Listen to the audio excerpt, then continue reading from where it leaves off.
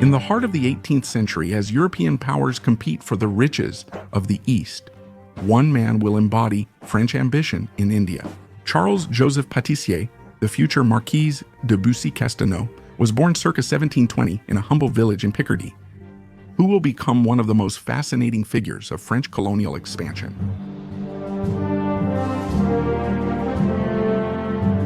Nicknamed Bussy the Indian, this extraordinary soldier will dedicate his life to establishing French influence in the Indian subcontinent, competing with the British and the Dutch for control of vast territories. Today, you will discover his incredible story.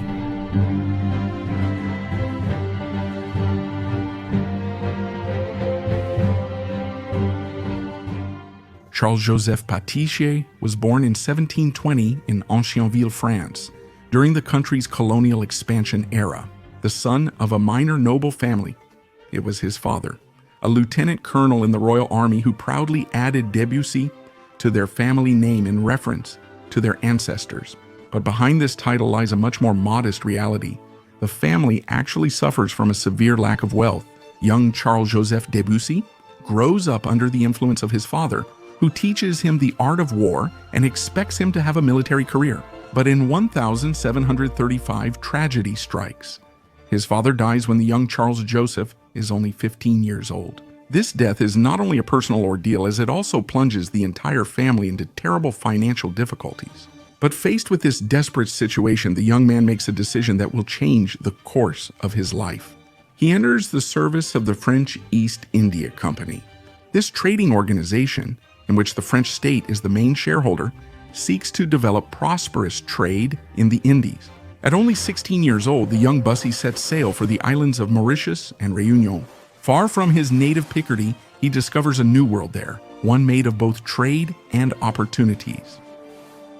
During that year, he travels around the French trading posts in the Indian Ocean, developing his own business ventures, all the while, of course, sending part of his profits back to his family who stayed in France, for whom he had originally left, in order to provide them with a better future. In 1742, at age 23, Bussy finally reached Pondicherry, the primary French trading post in India at the time. From there, his destiny and that of the entire subcontinent would be forever altered.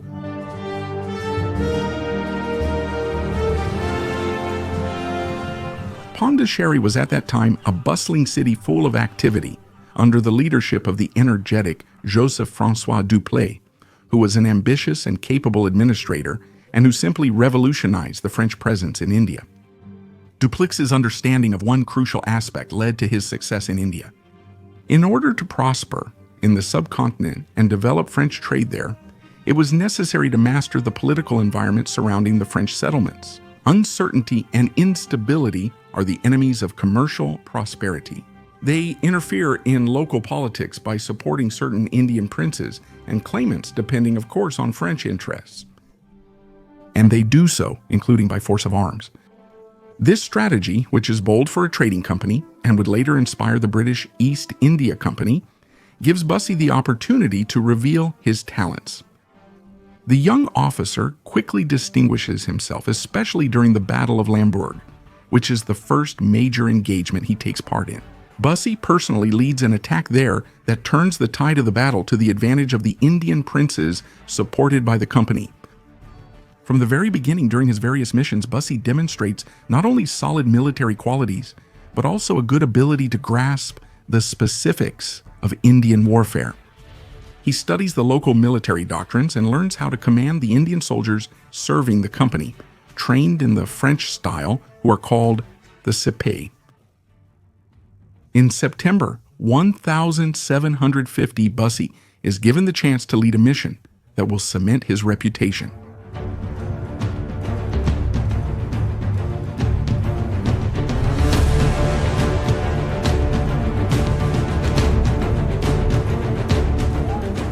In September 1750, during a major war between Indian princes and claimants in the area, Bussy manages to convince the governor of the Plex to entrust him with enough men to lead the siege. The three strategic forts of Chinji, situated 60 kilometers from Pondicherry, are controlled by the troops of the powerful state of Hyderabad, an adversary of the French company at the time.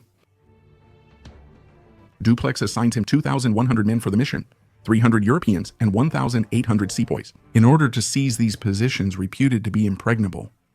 That's all Bussy needs, who immediately sets out and quickly lays siege to the forts of Chinji.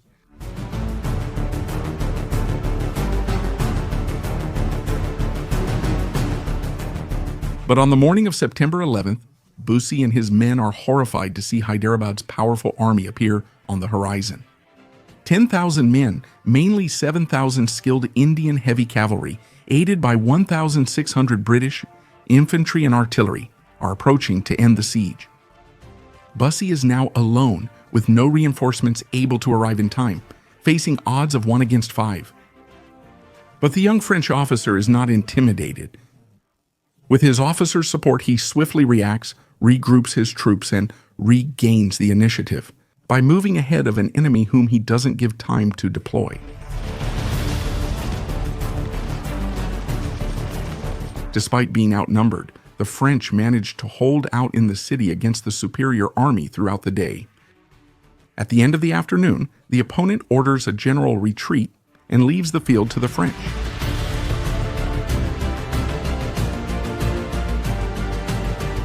But this initial victory doesn't blind Bussy as he grasps the precariousness of his position.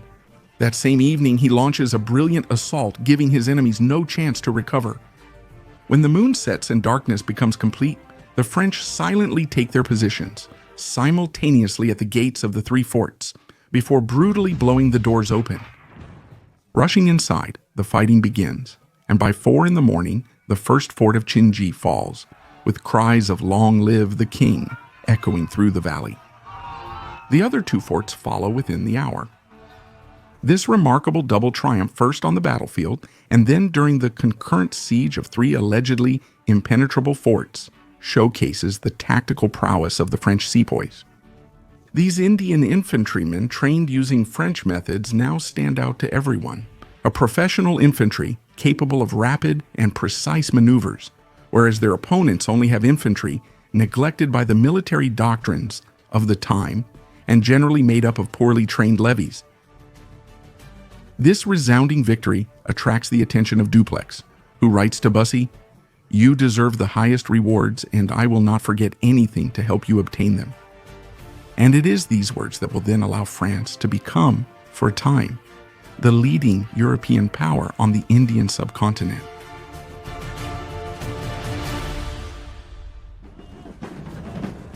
A few weeks later, courtiers of the Nizam of Hyderabad, the ruler of the state they have just defeated, approach the French. A plot is brewing.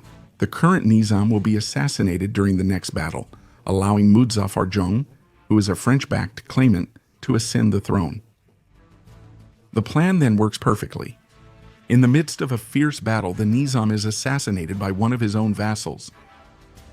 Muzaffar Jung becomes the new leader of Hyderabad, and, grateful, offers the French a part of the Carnatic coast. But Muzaffar Jung soon realizes his power is fragile. His vassals, who assassinated his predecessor, could very well do the same to him. So he asks the French for a troop to ensure his personal protection. And it's an ambitious Bussy who offers Dupleix to command this troop. The governor accepts.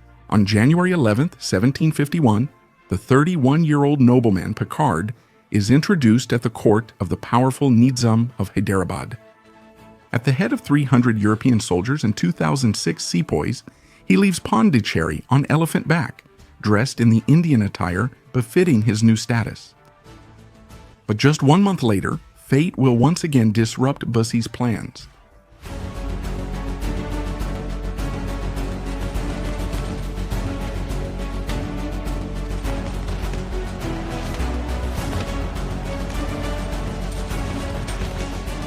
On February 14, 1751, just over a month after his arrival, Muzaffar Jung has to fight a rebellion. Despite Bussy's advice to be cautious, the Nizam personally throws himself into the fray. The battle is won, but Muzaffar Jung loses his life. This sudden death, occurring just a month after he took power, puts Bussy in an extremely dangerous situation, Everything that had been achieved within a court that, just a month earlier, was fiercely hostile to the French depended on Muzaffar Jung and could collapse with his disappearance. But it's in these critical moments that Bussy reveals his true self. Far from panicking, he turns this crisis into an extraordinary opportunity. After Muzaffar Jung's death, his four brothers fight over the throne. The war continues, and the court of Hyderabad desperately needs a new leader to prevent the collapse of the state.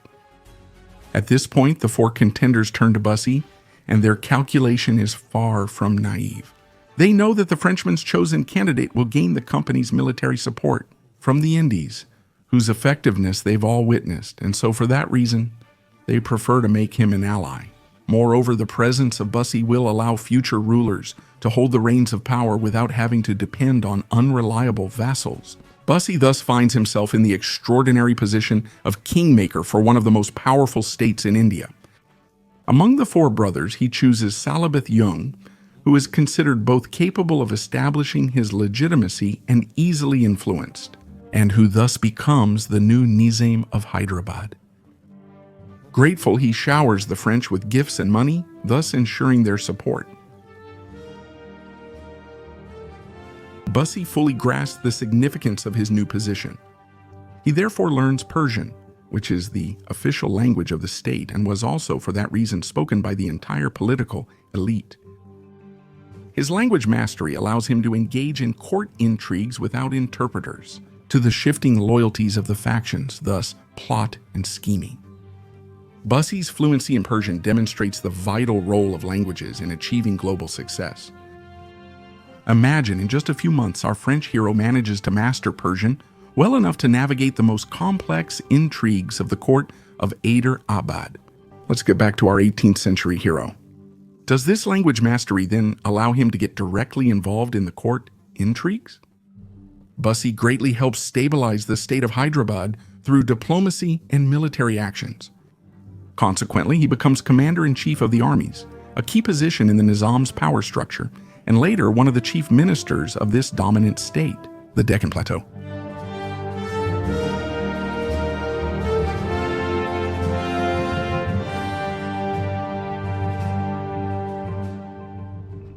During this period, an Indian officer, Ibrahim Khan, joined his service as the head of his guard.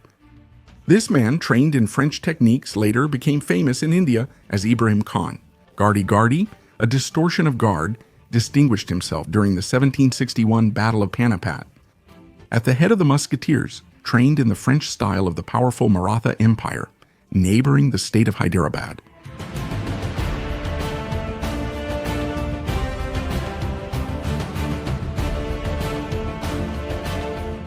Returning to Bussy, his role as a prominent minister is truly remarkable. For a foreigner who arrived in India less than a decade ago, unfamiliar with the languages and local customs. However, this central position comes with heavy responsibilities and makes him the target of many plots. But in 1751, the hushed and conspiratorial atmosphere of the palaces of Hyderabad trembles as the hooves of thousands of horses echo to the west of the territory.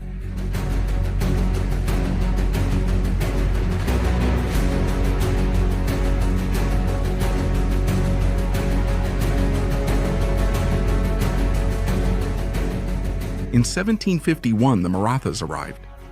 These formidable warriors then dominate the Indian subcontinent. Their fast and efficient cavalry, combined with revolutionary war tactics, allowed them to overturn the political balance of the subcontinent and to relegate the powerful Mughal Empire to the role of a mere spectator in Indian geopolitics.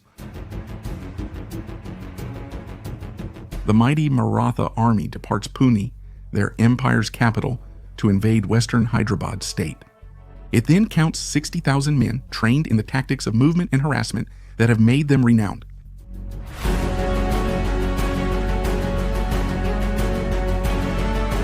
The Nizam's army, equal in size but using traditional Indian tactics, opposes them. The army consists mainly of poorly trained levies, but is supported by 15,000 strong heavy cavalry, equipped and trained in the Mughal style. At the center of this formation is the French contingent of Bussy, made up of 400 European soldiers, 5,800 sepoys, and 28 pieces of artillery. And yet this small force, drowned in the vastness of the forces present, will prove to be decisive. On December 3rd, the Marathas launch a massive attack on the left flank of the Nizam's army, emerging from terrain considered impassable, which is a classic tactic in their repertoire. The surprise attack panics the poorly trained levies. That's when Bussy personally intervenes, leading 400 of his men to stabilize the front. But the Nizam's infantry is no match and retreats so quickly that the French find themselves isolated, trapped in a deadly snare. Only 6 squadrons charge, aided by French musket-armed cavalrymen, manages to loosen the stranglehold.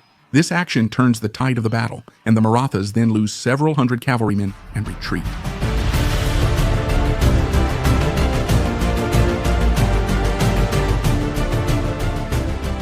But Bussy doesn't stop there. That very evening, he proposes a bold ruse. He plans to take advantage of a Hindu religious festival celebrated by the Marathas to attack them by surprise. The nighttime assault succeeds completely. The Marathas are caught off guard. Their leaders narrowly avoid death, and they suffer heavy losses of seasoned warriors. Marathas perish. This attack, admittedly not very honorable but effective, causes such chaos that it leads to the breakup of the Maratha army and opens the road to Pune, the capital of the empire. The Marathas, being resourceful, managed to get within 25 kilometers of their capital at the last minute. They reformed their forces and put a stop to Bussy's advance. Their formidable harassment tactics then forced the Nizam's army to retreat. This resulted in a peace that maintained the status quo, thereby strengthening the Nizam's authority over these lands. However, in 1753, when France was at the height of its power in India, a major event changed the situation.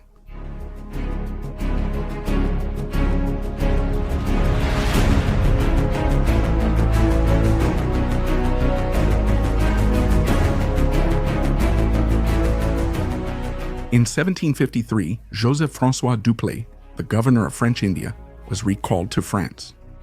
His aggressive policy, although successful, was considered too costly and risky by the shareholders of the company. He was thus replaced by more cautious administrators who, fortunately for Bussy, understood the value of his position with the Nizam of Hyderabad. But in 1758, with the outbreak of the 7 Years' War, a new governor arrived in India. This was Count de Lally Tollendal. This man, who got his position through his connections at Louis XV's court, had never truly studied. India isn't really interested in it and doesn't understand how the company works either. Lally is a bold and flamboyant character. When Lally arrives in Pondicherry at the start of 1758, he comes with an ambitious and absolute goal. His goal is to destroy the British presence in India. At the same time, believing he doesn't need them, he simply refuses to listen to the advice of the experienced administrators and officers of the company. His first orders will simply bury France's aspirations in India. Despite Bussy's clear warnings, Lally orders the recall of all French troops from the Deccan in July 1758, with the aim of concentrating as many French forces as possible for an offensive against the British trading posts. Bussy then desperately tries to make him understand that this withdrawal will be seen as a betrayal by the Nizam, who is a powerful ally of France and whose hold on power depends entirely on their presence. But unfortunately, the warning is ignored. Bussy then loyally declares, "What I've always known how to do best is obey. Although your orders throw me into the greatest perplexity, my life and my fortune belong to the king."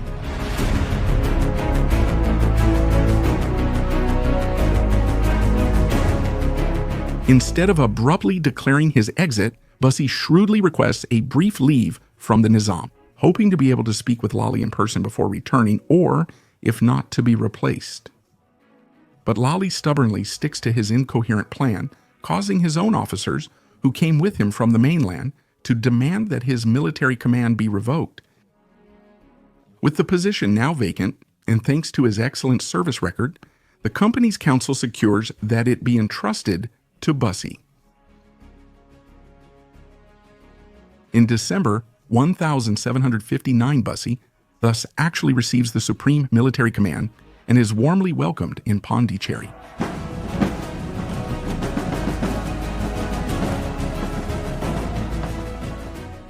But as early as January 1760, Ali, who remains the governor of French India, forcefully takes back command and seals the fate of France. The decisive Battle of Andavasi takes place in India on January 22, 1760. At the end of this battle, the fate of French India is sealed. Despite outnumbering the 2,500 British troops with 5,000 French soldiers, the French are disadvantaged by their unpopularity and Lally's decisions, leading to complete disarray of their forces. After the first skirmishes, the battle simply turns into a disaster. A British cannon shot lands on a French powder reserve, killing 80 soldiers and causing general panic. As Bussy tries to rally the fleeing men, he is shot multiple times, his horse killed and taken prisoner. This defeat leaves the remaining French forces completely exposed. Pondicherry was besieged in September 1760 and surrendered in January 1761. In under 3 years, Dupleix and Bussy's work falls apart. Bussy returns to France in March 1761 and faces Lally's slanderous accusations.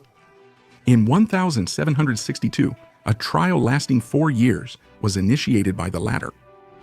But the truth eventually comes out. On May 6, 1766, Lally initiated a procedure to clear his name. After numerous testimonies against him, he is found guilty of treason and executed 3 days later. Bussy retires to his castle in Castelnau, later becoming the Marquis de Bussy-Castelnau. But his story doesn't end there. In 1780, he and the famous Suffren will lead an expedition to reconquer India, his last bold move. If you're interested, that'll be the topic of another documentary. Let me know in the comments if you want it. Today, Bussy's name is etched in the history of French India. Streets bear his name in Marseille and Pondicherry, while his archives, kept at the National Library of France, testify to the extent of his work. Bussy embodies, with intricacy, a France that nearly became a major Asian power. Starting from nothing, he became the minister of a powerful state, the master of the Deccan, the man who held the fate of millions of Indians in his hands, and the future of the French presence in Asia. His failure is not his own, but the monarchy's, which, through an East India Company of which it was the main shareholder, failed to identify the opportunities that India offered it, and that its two men created for it. In the history of France, Charles-Joseph Pâtissier de Bussy thus remains the symbol of both what was and what could have been.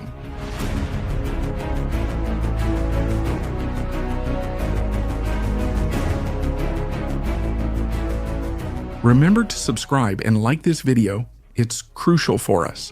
If you enjoyed this topic, check out the documentary below